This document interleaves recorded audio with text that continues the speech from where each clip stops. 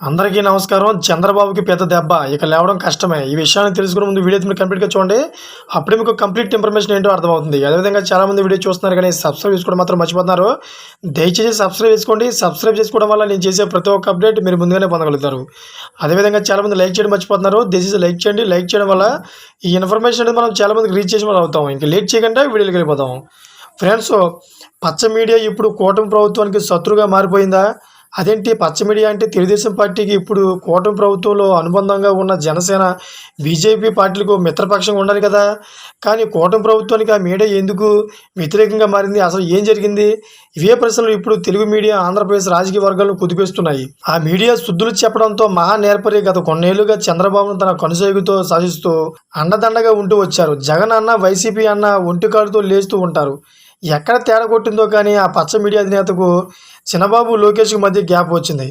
ఆ మీడియా అధినేత మితిమీరిన జోక్యాన్ని చినబాబు ముందు నుంచి సహించలేదని తెలుస్తోంది.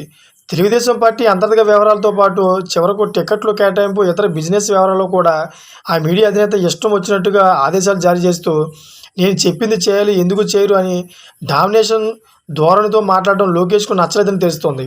చంద్రబాబు తర్వాత పార్టీని నడిపించాల్సిన యువనేతగా లోకేష్ టైం చూసి దెబ్బకొట్టారు. ఎన్నికలకు ముందు నుంచే ఆ పచ్చ మీడియాను దూరం పెడుతూ వచ్చారు.